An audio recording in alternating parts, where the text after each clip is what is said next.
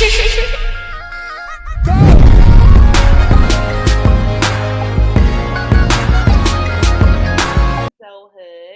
I'm Andy. I'm AJ. And I'm Tenilej.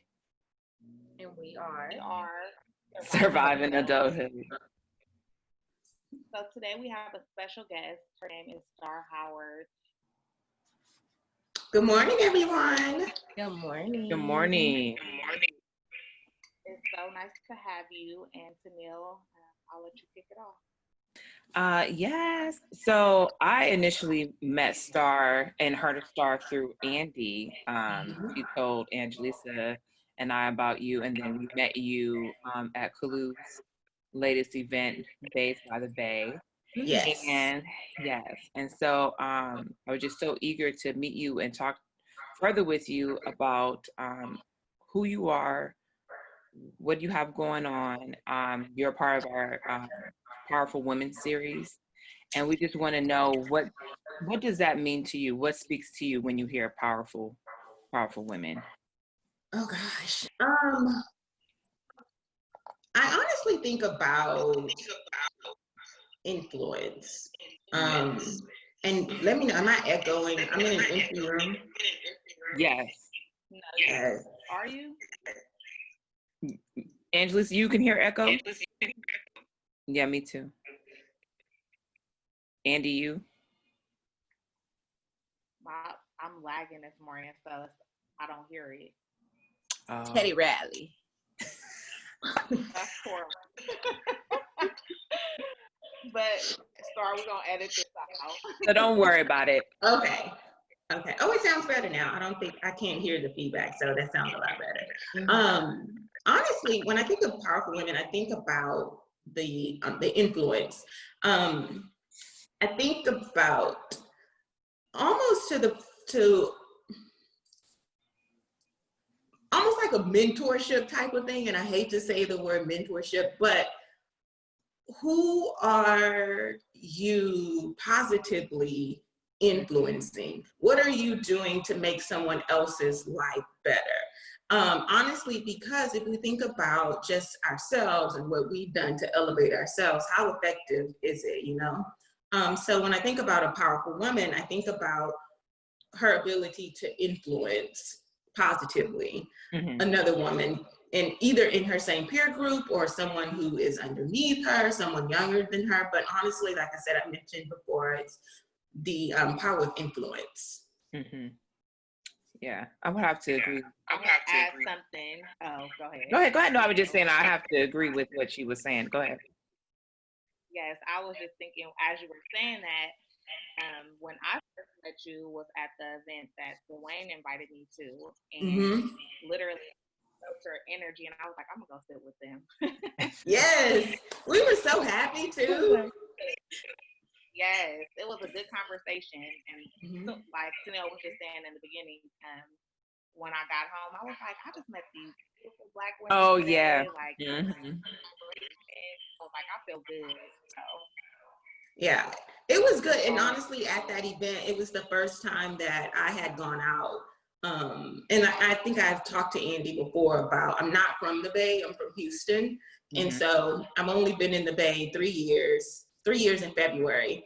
And now I've kind of taken this last year, 2019, and what we have of 2020, taking that opportunity to kind of get out and meet people and step outside of my comfort zone, because I'm a lot more comfortable at home, in my own little space, in my own little bubble. And so going out to that event, not knowing anyone, was a huge risk for me, I guess. And so I was so happy when Andy got there, because of course everyone else in the room was a little more mature.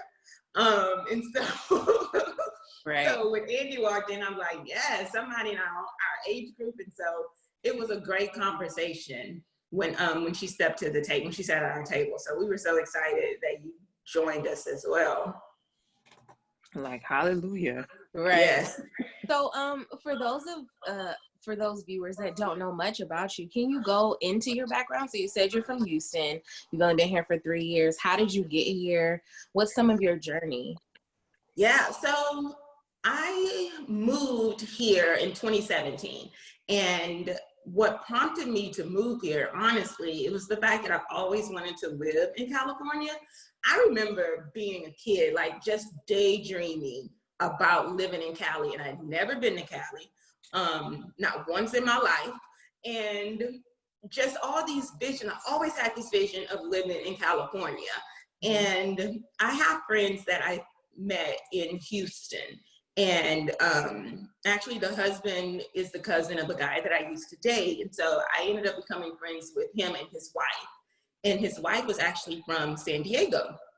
And so they left Houston and moved to San Diego. And so then when they moved, I would come out to Cali and visit them at least once a year. And so initially I wanted to live in San Diego. And in 2016, I got laid off from my job in Houston. And I took a little time just to do nothing. I kind of lived off of my severance, and I lived off of a little bit of unemployment to kind of figure out what it is that I wanted to do, what would be my next step. And so I started thinking, what better time than now to move, you know? And so I spent 2 weeks in Cali. I spent 1 week in San Diego with my friends, and then I came here to the Bay, and I did a solo-cation in San Francisco. And this was the second time I had visited the Bay Area. The time before that, I came to visit a friend that I went to grad school with in Houston. She's actually from Richmond. And so when she moved back to Richmond, I visited her and fell in love with the Bay. And so when I took my solo-cation, I came up to the Bay, stayed here for almost a week, and then decided, okay, I'm just gonna move to Oakland. And so I think that was in December, maybe. Yeah, in December, I started to look for jobs and found a job in San Ramon at Bank of the West and worked there until my lease was up. And my lease was up in February of 2017. I moved to Oakland. Well, actually, I moved to Walnut Creek and lived there for a year. And no, actually, I lived in Walnut Creek for 2 years, I think. How did you like living in Walnut Creek? I actually love Walnut Creek. Mm-hmm. I know Walnut Creek gets a bad rap because there's no Black people. Right. But for me, coming from Houston is a huge melting pot. So it wasn't anything that was unfamiliar to me. I kind of was used to like that type of environment. Mm-hmm. And honestly, when I felt like I needed to be around my people, I just go through the tunnel and get to Oakland, you know? Right. But I lived in Walnut Creek just because I had, huh? I said you know where to find them. Exactly. But I moved to Walnut Creek because, like I said, I had never lived here, never have any family here. Mm-hmm. And so my boyfriend at the time used to work in Reno. And Walnut Creek, he had a store in Walnut Creek. He was a district manager, and he used to tell me about Walnut Creek. And so he felt a lot comfortable for me to stay there since I'd never been here. And also my job was in San Ramon. Oh, it's just not 15 minutes far. away. Yeah. Mm-hmm. Yeah, it was easier. But honestly, I wanted to stay there until I got familiar with the area. Mm-hmm. And then make my way to Oakland. And so that's what I did. Stayed there for a year. Saw no Black people. Mm-hmm. Saw minimum Black people. Yeah. Minimum. But it's I mean, out there, but you don't see a lot of us out there. No. Yeah. But I mean, I was walking around with my Malcolm X t-shirt on, my head wraps, and so I was like, I don't care, I'm gonna be me. But see, yes, head wraps, Malcolm X t-shirts, I'm Black t-shirts, Black is Beautiful t-shirt. All up in Target, all at their wine bars. But right. Yeah, I moved to Oakland and love it. I've been in Oakland 2 years now. Okay. Yeah. Nice. So can you tell us a little bit about what else you do? So I know you from the fact that me and Tenile used to go to a store called Big Chop, and I recently, or I started to see you on their Instagram. Oh yeah, for Chris, that's elaborate right. a little bit, like about how, like, get into it. Bring it back, Angelisa. Bring it back. I did not know that. So honestly, so my full-time job, I do procurement and supply chain for a tech company here. So that's my seed money. That's what I like to call it, my seed money. And so my part-time job, what I do, my passion, I hate the word influencer and I hate the word blogger. Hate it. But I mean, it's facts. That's what it is. So when you spoke of Big Chop, I met Chris when I first moved here at Jack London Square. We hit it off really quickly, and I started doing brand rep work for her. And so I worked for Chris in that part in her store, just taking photos and taking pictures and doing the influencing thing on social media.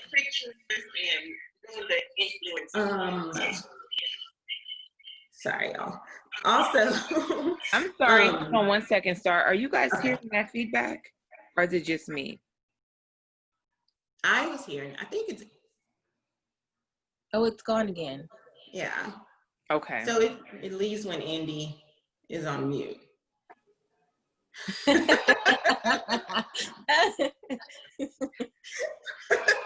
She said, "That's cold, y'all." That's what she said. So yeah, for Big Chop, I do influencing. Oh, go ahead. Brand rep for Big Chop accessories, and also for Alice on Grand here in Oakland. So yes, I seen you in there. Yeah. I love Kalu.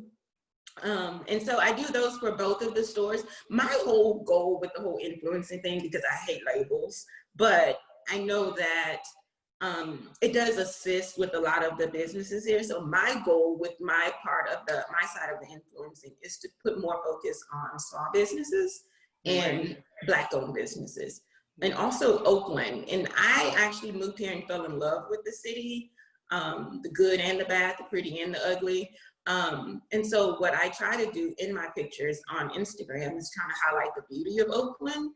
And also the rough sides, I still want to show the beauty in that as well.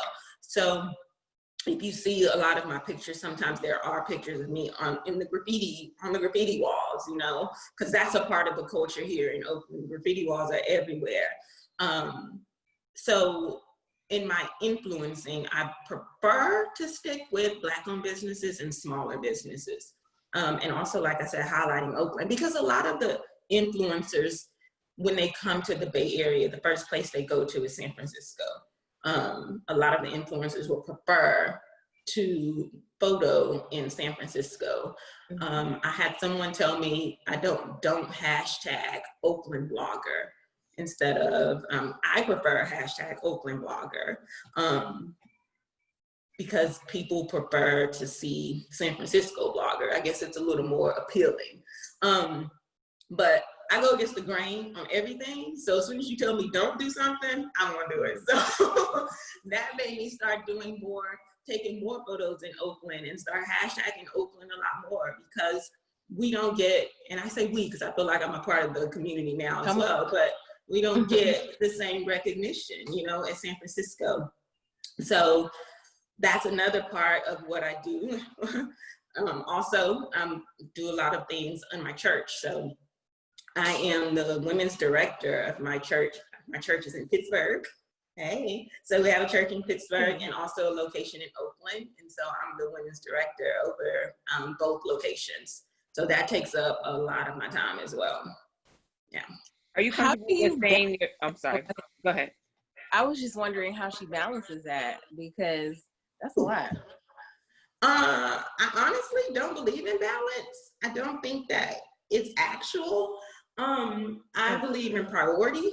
And so sometimes when I have a lot going on with the church, then everything else is put on the back burner. So I can just focus on that is my priority. If I have a lot of things like campaigns or shooting that I need to do for Alice on Grand or Big Chop, then I put everything else to the side. I honestly feel like when I was trying to get to some type of balance, it's stressing. I deal with anxiety and depression as well, and trying to deal with balancing everything, it was very overwhelming. So when I decided, okay, let me just prioritize like what's most important right now, then that helped me reach some type of comfort and make it a lot easier to execute. How do you deal with anxiety and depression?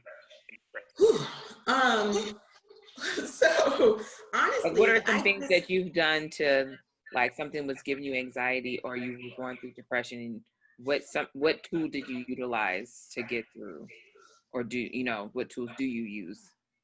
So with my anxiety, I just had I felt was an anxiety attack. It shows up differently in different people. And I just experienced one maybe about 2 weeks ago, and it was with work. And it was just more of, anxiety is honestly the thoughts in our own head, what we're telling ourselves, worrying about the future, fearful of the future, just because of the things that we've told ourselves. And so what I had to do is breathing techniques, first of all.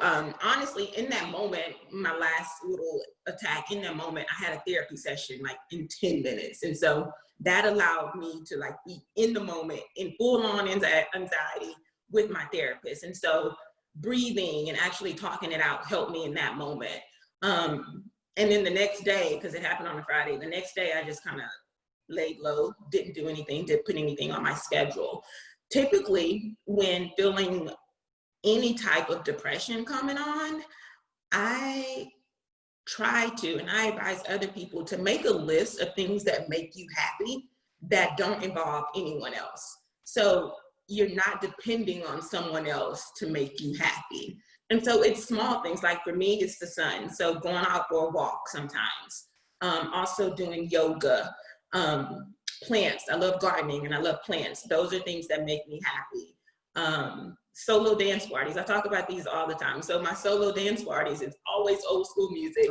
It's something like Prince or Earth, Wind, and Fire. And it's an opportunity. Nobody's around, cranking the music up, and you can just dance with no inhibitions. You know what I mean? And so that type of those things, the list of things to just make me happy without depending on someone else. Those things really, really help.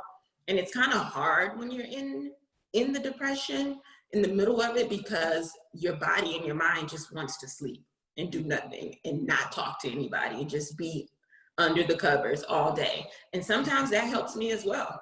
But it honestly depends on, for me in that moment, how I'm feeling. Do I feel like I want to get up and go out and do something? Sometimes I try to stop it when I feel that it's getting real deep. If I'm trying to really get under, then I'll have to force myself to get up, because laying around doesn't help. But sometimes, depending on the stage, it does help, because sometimes it's more of you need to slow down, sit down, and relax. But I honestly, like I said, with anxiety, it shows up differently in different people. So it's hard for me to tell someone else how to handle their anxiety and depression. But I will say the advice to make that list of things that make you happy, that don't involve anyone else, is very, very helpful. I think that's universal, something that everybody can use. Right. I'm really happy that you said that, because I'm happy that you said that, because you actually reminded me of, we had the Bay therapist on a while ago, and she kind of echoed exactly what you're saying as far as lists and taking the time to just let yourself do what you need to do in that particular moment. So I'm very happy that you said that, because sometimes I feel depressed. I feel bad, and I'm like, why am I just in the bed? I have to get up. But no, you have to allow yourself that time to heal. So I'm very happy that you said that. Yes, and listen to your body. The one thing my mom used to tell me as a kid, and I never really understood it, was listen to your body. If your body feels tired, then you need to rest. Right. If you feel like you're doing too much, then you need to rest. And honestly, the one thing that I tell people, because of the mental effect that depression has on you, give yourself grace, because a lot of the times, especially women and Black women, we put so much pressure on ourselves to be successful, whatever that looks like. For me, coming from the South, I just had this conversation with my mom this morning, not having children and not being married at 38, that's pressure, you know? And so honestly, the one thing I can tell everyone is to give yourself grace. We don't have to live by everybody else's timetable. You don't have to be what everybody else tells you should be. Give yourself grace to mess up. Give yourself grace to lay in the bed all day. If that's what you want to do, then do what you have to do, what makes you feel better. What did your mom have to say? Did she agree with you? Girl, let me tell you something. My mom, I have three younger sisters. One sister, we had the same mom. And so she's 33. And I'm 38. And so the pressure to have children. Girl. Let me get married first. First come love, then come marriage, then come the baby carriage. But I ask her all the time when she asks me now, like, you got grandkid money? Because you gonna babysit all these babies. You want me to have them. But I think for my mom, it's more, and I think a lot of parents, they just want the grandbabies. They just want the kids. They don't care how you get them, where you get them from. They just want the kids. But she mentions it every chance she can. I'm sorry, what'd you say, Andy? I was gonna say, then they say that, but then they be like, "But no, this your baby, so come pick your baby back." Take them back. Exactly. I told you. Listen, I'm like, you babysitting all these babies when they come. I know you in Texas, but still, yes. You keep in the summer, they coming. Yeah. I think also you're right. I think like being a grandparent, it's a different relationship with your grandkids than with your children. And so I've seen many a parent change, like, whoo, you so kind, you so sweet, so gentle. My friends' parents, my own parents is really because I'm a mother, I have a son, he's 7. And so it's definitely different. And like Andy said, they, you know, oh, I love you, grandkid. Okay, now bye. Like, you know, well, they don't go there for 5 minutes, you know, so, but I guess just to experience that. Do you feel any personal, like, I'm sorry, go ahead, Andy. I was saying they be wanting us to have kids so they can know all the hell we put them through. Right. Yeah, so now, so they can say, I told you. Right. Now, do you feel any personal pressure? So do you feel like, okay, well, I want this, I need this now? I used to, and I think it's age has helped. When I turned 31 is when I had a complete meltdown, because in my mind, I had not done anything that I wanted to do by 30. And so at 31, I realized, okay, my opportunity is gone. So I thought, but now I think as I've gotten older, I realize, first of all, God's timing is always perfect. And honestly, if I had children right now, and I commend y'all, all y'all mamas out there during this pandemic, if I had kids right now, one of us was gonna be dead. Right. One of us. Right. But now I think more pressure is on me to it's more of a perfectionist thing for me now, and it's something I'm working out in therapy, because that also contributes to my anxiety, because every time I make a mistake, then the anxiety comes on, because I have this need to be perfect in my performance and my productivity. That's the pressure that I have put on myself lately. But the pressure for children and marriage, it's more of I can't wait until it happens, because now I'm understanding that, like I said, God's timing is perfect. And so when it does happen, then it'll be the time when I'm ready to handle it. So it's changed a little bit, because there was pressure before, and it was more pressure coming from other people it wasn't necessarily me, it was people putting the pressure on me and putting their expectations on me. And one of my favorite quotes, Nipsey Hussle quotes, is don't put your expectations of me on me. And so once I realized that, like, your expectations of me, I can't do anything about what you expect me to do. I can only do what I want to do. So when I realized that, and everybody else's expectations kind of fell off of me. I remember, y'all, a few years ago, like 2 years ago, I would go home for, to visit. When I moved here, the first year was horrible. Worst year of my life. So I was going home like every other month. I was flying back to Texas. And so I remember going home, and I would go back to my church there, and people would like grab my hand, my ring finger, and be like, oh, you're not married yet? Not married yet? And I'm like, what? Nobody asked me about my career. Nobody asked me how I'm surviving out here. Right. How you That's all doing? Yeah. And I mean, I've had to tell my mom, like, those things make people feel like I am only worthy if I have a husband. Like, my worth is dependent on the fact that I'm married or not. Right. Like, what I felt like I've done a lot of things, and I've succeeded in a lot of things by myself. So why isn't anyone addressing that? I don't know what the question was, but what was the question? you all in my playground, because I definitely identify with that. For real. So I'm glad that you said that, because people do put a lot of expectations on your age, based on your career status, just period. I remember I went to church too, similar situation.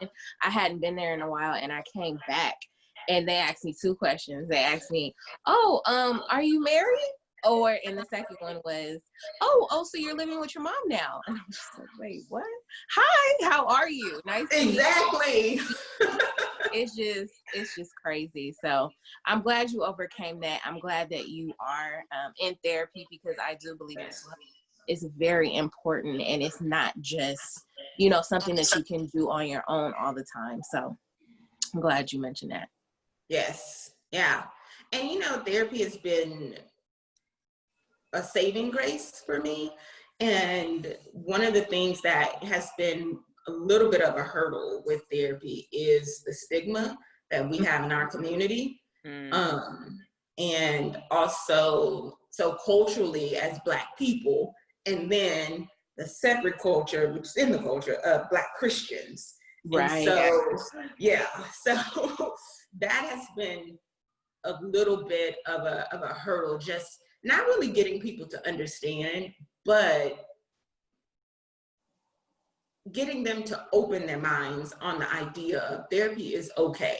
I pray and I go to therapy. I believe in Jesus Christ and I go to therapy, And so therapy has really helped me. It took me a while to kind of pull the trigger, so my educational background is psychology, but it took me a little bit of a while to pull the trigger and actually go to therapy myself, just because of those things of like, and we just take it to Jesus, you know what I mean? Or the unlearning that we have to do in our culture is like, whatever goes on in this house stays in this house, And so when I finally pulled the trigger, I knew exactly the type of therapist I wanted. I wanted a therapist who wasn't a Christian, let me correct that. I wanted a therapist who didn't have to put in their bio Christian therapist. If they're a Christian, that's perfectly fine with me. I wanted someone to line up with my moral values, not necessarily having to be a Christian. And also I wanted a Black female, and that's exactly what I have. And so it's been a huge saving grace, because sometimes I go in there and just talk about the microaggressions, or talk about the pressure as a Black woman in America. And I have someone who can relate. So I advise, if you can, because therapy is not cheap. It is for the quote unquote privileged, but they are making ways for people who aren't able to afford them with, video therapy and all that stuff, or therapy with apps like talk therapy and all that. But I advise everybody, it's just for maintenance, everybody go get Even if things are good, like you said, for maintenance. How was that? Can you speak to the process of you finding the right therapist? Because it is a process. It is a huge process. And the thing is, I'm just so blessed to find a therapist. I have my therapist, the therapist that I initially started with. I didn't go and seek anyone else. I didn't have to go and get anyone else. But I think I found her on Therapy for Black Girls. Okay. And so I ended up, I had maybe 2 therapists that I reached out to, and the one that I go to now is the one that I connected with the most over the phone. But I'm also a person of great discernment, and like I mentioned before, I pray and go to therapy, and so I prayed to make sure this person lines up as well to help me find the right therapist. And so my first initial therapy session, the tears were flowing. Like I couldn't breathe. I was crying so much because it was just so much. I didn't even realize so much I needed to get out and get off my chest. But yeah, so I think I found her through Therapy for Black Girls, and then I did a phone consultation. I liked her vibes, and her voice was just so soft and calming. And then we hit it off in our first session. Okay. Yeah. I love that. It sounds like even just hearing your stories, you're sharing your anxiety and things like that, like you're really in tune with yourself. And it takes a while to get there. I just made some January, and I feel like I'm just becoming, or maybe over the last year, starting to find out, things that I like, things that I don't like, and relationships and parenting, just in all aspects of my life. And I'm just so grateful to have you here to be sharing all of these different things, because therapy is important, but like you touched on several different things, like what happens in this house stays in this house. So thank you for sharing that. You're welcome. Thank you guys. Thank y'all so much for having me and letting me be open and transparent, right. Yeah. It feels good. Last night I was looking at your website, Tenile, and Lisa, we have a group chat, so we were just sharing different things. And so last night on my way to sleep, I was playing your playlist. It was the Love Is playlist, and I was like, girl, yes. Some joints on there. Yes. And then woke up this morning and started playing the Hallelujah playlist. So I played that this morning too. No, I had to get that yesterday. I was like, as soon as I got to work, because working from home, I kind of set up this system where I moved the desk out of my bedroom, because initially it was in my bedroom and it was so stressful. So I moved it out of my bedroom, and so now I have it set up in one of the spare rooms that we have. And so it gives me the opportunity to feel like I'm going to work. But as soon as I logged on, the crap came. I'm like, y'all, not today. So let me go put on some gospel music. Let me go study and read the word real quick, because y'all not about to do on my Friday. But yeah, that Hallelujah Party playlist, that's a good playlist to do some solo dancing to. yes. My blinds, and I was like, because I'm looking at yesterday, but it's so to, like have that music going all along. So I was like, "Ooh, thank you." Yes. And so also too, looking on Instagram, you had posted some questions in regards to books. So can you share with us, because I know now, like on your highlight, which I'm going to always be checking for, because I know that you put a lot of books on there. What are some books that you like to read? So a lot of, I'm sorry, and especially since we're talking about women, powerful women, like what are some books that you like to read or have read in regards to that? So my recent book, and I recently started talking about this a lot on my Instagram, the book that I just finished is a book called Queenie. And I don't know if you all had the opportunity to read it. No. So I suggest you get it. First of all, Queenie, she is like the friend that you love her so much, but she just keep messing up. Like you keep making these the wrong mistakes and the wrong decisions. And it's like, you just want to grab her and shake her. But also, Queenie is someone that I initially, in the beginning of the book, I recognized in myself. And so just to give you an idea, she's young, Jamaican British. So she's living in UK, she's Jamaican, and I think she's early 30s, just got out of a breakup from a relationship with a white man. Girl, don't get me started on that. But in a relationship, and like just went downhill from that, and just making horrible decisions and not really allowing herself to get over that relationship, and just seeking validation in other men because of her lack of relationship with her father. And it's just a mess, but eventually she gets herself into therapy and starts to get things back rolling. And she, messing up on her job and everything. It's very relatable, but also, like I said, she's the person that you just want to shake, but you love her so much because you see her potential. And I think that we all have experienced that ourselves, making horrible decisions because of a decision we made or because of a circumstance, and really trying to figure our way out of the hole that we dug ourselves into, and then finally kind of getting ourselves back on that right track.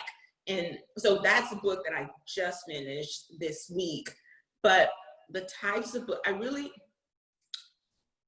every now and then, I may read a novel like that, but I really love to read books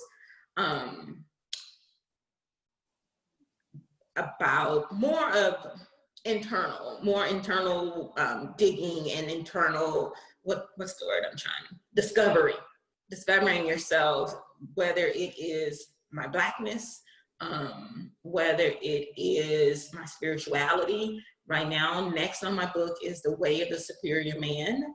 And I got that from a Nipsey Hussle recommendation. Obviously, I love Nip, but it was a Nipsey Hussle book recommendation. Bless you.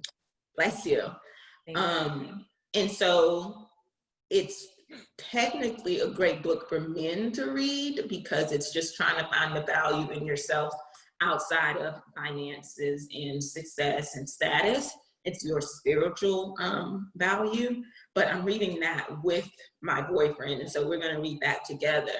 I have picked up a Nikki Giovanni book, waiting for that to come in. A little bit of James Baldwin.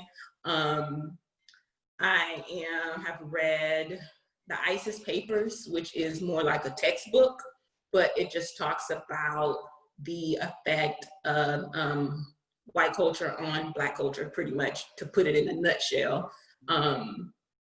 Black Rage is another book that I read. Yeah. That sounds very, very. Have you guys read that? I have not, but I am familiar with that book. Mm-hmm. Yeah. So that's up next on my my book list. And then also I'm taking it back to Lord of the Flies. It's a book that I loved to read in high school. Did you guys read that in high school? Mm-hmm. Love that book. But now I think I see it differently as an adult.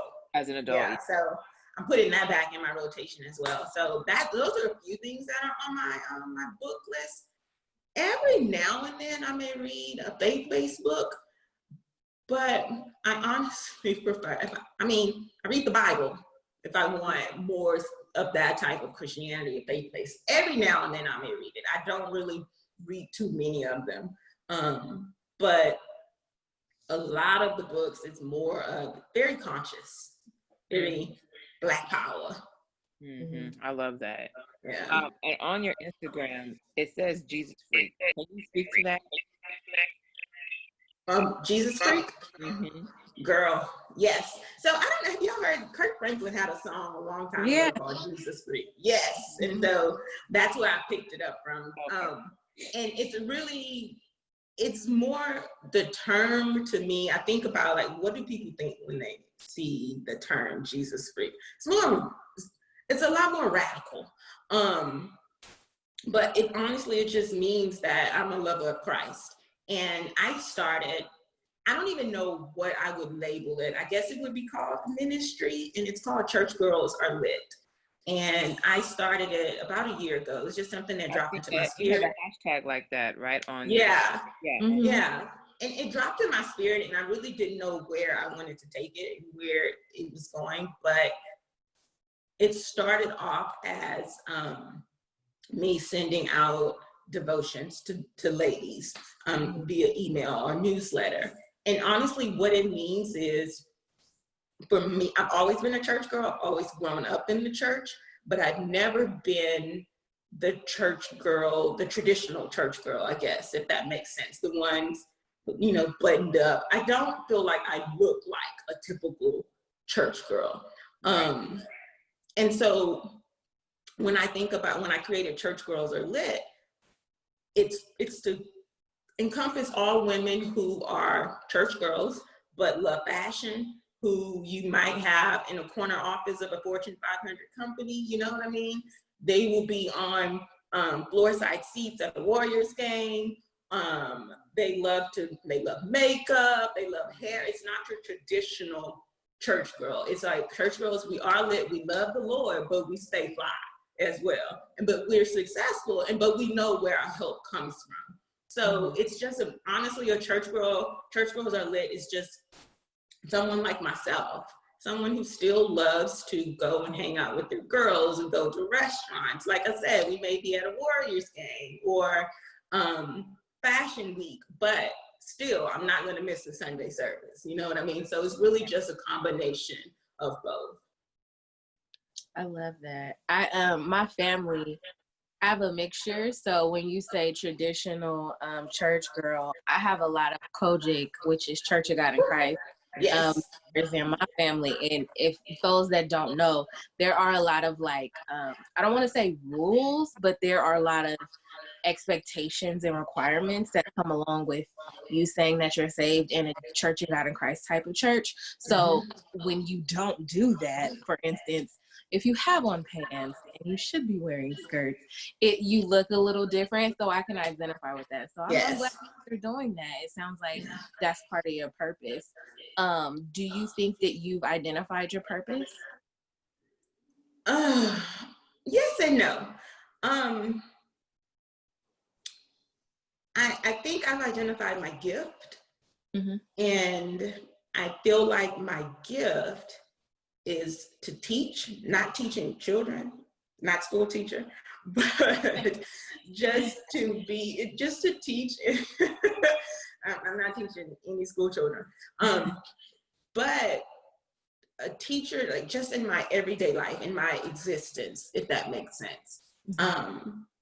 I have been a Sunday school teacher, and even in that, girl, even a Sunday school teacher, I don't look like your Sunday school teacher. Right. And I'm not going to talk to you about the typical things that are Sunday. We're going to talk about things that we can all relate to. But yeah, so I feel like my gift is to teach. I'm not really sure. I'm still searching for that purpose. And honestly, that's a great question. I just had a conversation about my career and how I feel like I plateaued in my career because I don't seek to be in a manager's position. I don't seek to be a supervisor.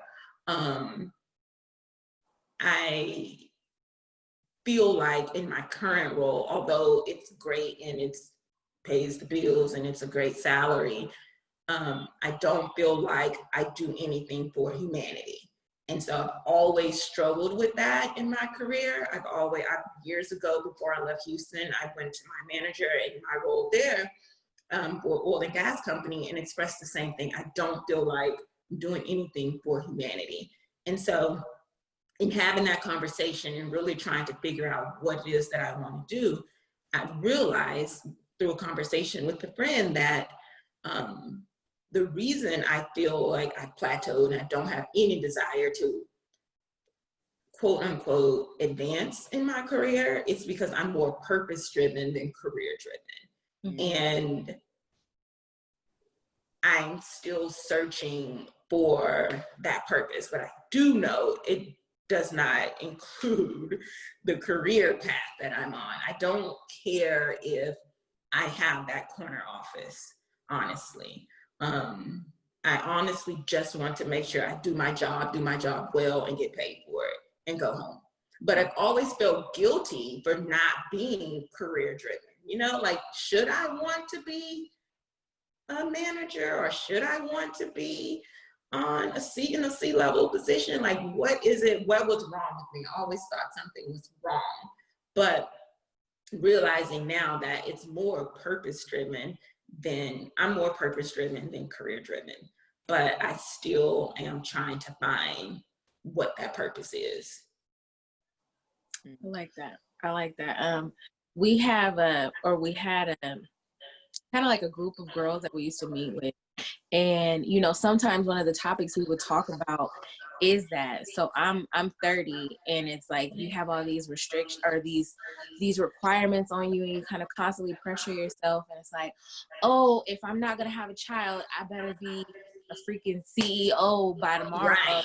Or I better have 3 houses and 3 cars paid in cash. Like, these outrageous goals that we put on ourselves. And I like the fact that you're like, you know what, I'm confident in what I'm currently doing. And I may not know all the time, but that's okay. And I'm going to get there. It's going to be okay in God's timing. So I'm very happy you said that, because that's real. And, you know, honestly, I think about, when you think about people being in high level positions in their career, they really don't have the time for anything else. And I cannot, especially someone who deals with anxiety and depression, I kind of rely on human interaction, humans that I want to be around. But I want to still have the time to dedicate my time to my church or the sorority or my friends. You know what I mean? I don't want to be so career driven that I don't have time to do something like this, to come and speak with you ladies, you know, because I'm working. I received emails from people, and I look at the time, you know, when you look at the time on your work email, and it was like 11:45 p.m. Like, why are you up? Right. Baby, I turn everything off. The work phone, computer, everything's staying in one room. I'm not taking it with me. Right. You have to do that. You have to turn it off. That's I'm true. sorry, They don't. They just, like, their life is that job, which could be there today and gone tomorrow, and you're getting replaced. Like, nobody. And I honestly think that probably is the reason why one of the reasons why I'm not as career driven, or don't take it as serious. I don't want to say as seriously, but I don't put a lot of value in it. I was laid off 3 times in 6 years. So understanding that your job, you're just a number. Like, you could be here today and gone tomorrow. Right. But each time I was laid off, God put me in a better position the next time. But even with that, just knowing that, okay, this is my job. I cannot make this my life. I have to find value in things outside of my job. And so when I mentioned earlier in the conversation that my job is my seed, like the money that I make there, I use it to sow into other things that I do feel like I'm doing for humanity, my church work or things in the sorority, or if I just want to give. I'm a huge giver. And so if I just want to get randomly, choose someone from my social media, I'm like, hey, send me your cash out. But I use my job as that seed, as the seed to sow into the lives of other people, or to sow into my dream.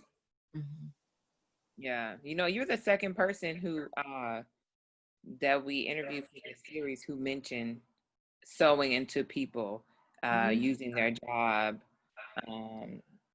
to do that. So yeah, I mean, obviously we're all on the right path, picking the right women to talk to. So that's good. I have a question for you in regards to since you made the transition from Houston to California to the Bay Area, who are some women that you know personally that you view as powerful? Gosh, honestly, I would say, for one, if we're talking about the women that I've met here, my pastor, who's also the first lady of my church, love her. I've learned so much from her in regards to just grace. And not necessarily the grace you give to yourself, but the grace you extend to other people. Because y'all, working with church people, I know. Hey, you know, especially AJ. I can't even comment because they're gonna be watching. But listen, pray for. They know about themselves. They know. Y'all, like, I have been doing ministry work. I've been in ministry work 20 plus years. So I started doing ministry work at the age of 16. And even in that young age, being put in positions that were leadership roles over women who were a lot older than me. And Jesus, listen, sometimes I'm like, look, Jesus, I love you, but your kids, they get on my nerves. Come pick them up. They're getting on my nerves. And like, I've had conversations with my pastor, and like, these people are testing my gangster. They are testing me. But anyway, I say all that to say, like, just sitting under her leadership has really helped me learn how to extend grace to other people, how to interact with other people. Because my mouth, first thing I prayed about when I joined this, when I moved here, was God to remove me from the spirit of the clapback, because it comes. It comes so bad. And then as soon as you pray about that, then somebody tests you in your clapbackness. Really just watching her, the way she handles people. And also, I always say that I learn a lot from my girlfriends, from my friends, because just watching them in action, just either if it's how they handle their career, or how they handle their children, or how they handle their marriages, and how they just pour into me as well. Learning so much from my friends and how they get through hardships. All of my friends actually here that I've met when I moved, my core group, none of us are from the Bay Area. And so we all met as transplants, is what you Oaklanders like to call us, transplants. And so just watching them move through that transition, being away from home, because none of us have family here. We didn't move here because of family.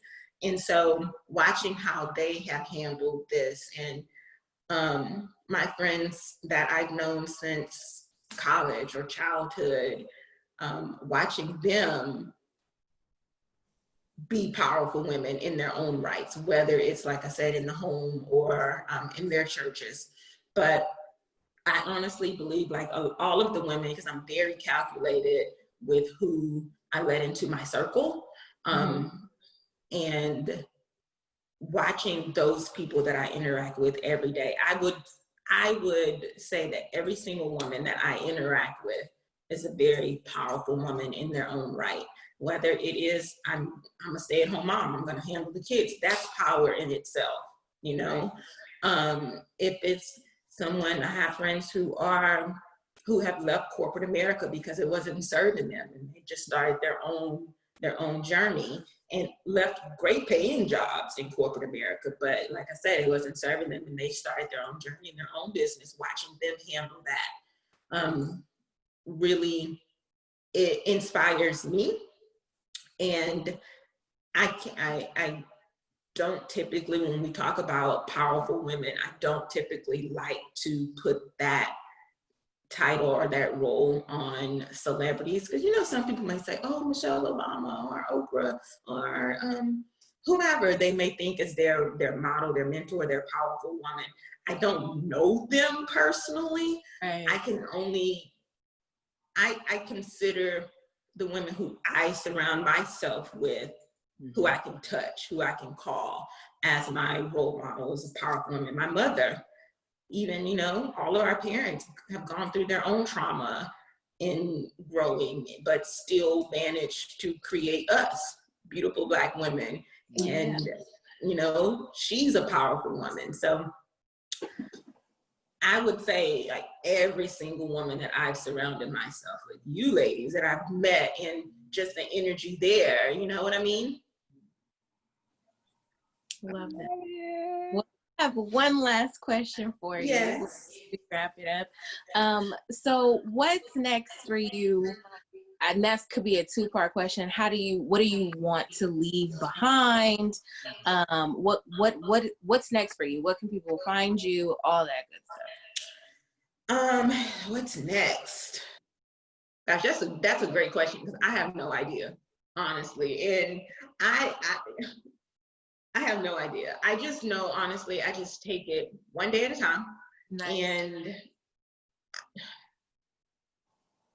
the only thing that I know to do that works is prayer.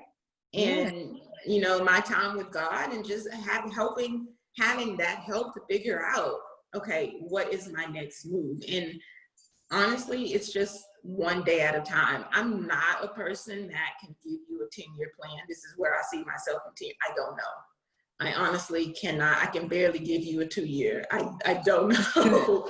I can just tell you what I'm doing today to create my future, and what I say today to create my future. I cannot tell you in 10 years where I see myself. I can tell you what I would want, and just pray that when I speak those words and those things, then it will manifest. But I can't tell you exactly what I'll see myself, where I see myself in 10 years. What was the other question? Where can people find you? I can be on social media. So my social media handles on all platforms is I am Starr Howard, and it's Starr with 2 R's. I branded myself that way because I'm not that creative with trying to figure out another name. So it's going to be I am Starr Howard across the board, except Twitter. I mean, I'm on Twitter, but I don't tweet a lot. So Facebook, Instagram, and my website is iamstarrhoward.org right now. That's under construction, but find me on iamstarrhoward.com is the website now that is tentative, that it's kind of taking the place until I get the main website up. Nice. Well, we're so happy that you were able to join us and spend time with us and pour into us. If there's anything that we could do to pour into you and your ministry or what you're doing, we would love to do so. Yes. Thank you for being here. Thank you for being here. Thank y'all. Love y'all. Thank y'all so much for inviting me. I really appreciate it. Oh my gosh, of course. Thank you so much. I will our viewers, y'all already know how to stay tuned. Continue to watch. Again, this is part of the Powerful Woman series. This is we're gonna be going into our 3rd season. So stay tuned. You can always find us on Surviving Adulthood Podcast on Instagram to find all of the details and to find Starr. Yes, thank you so much. Enjoy your weekend. Thank you. Thanks. Bye.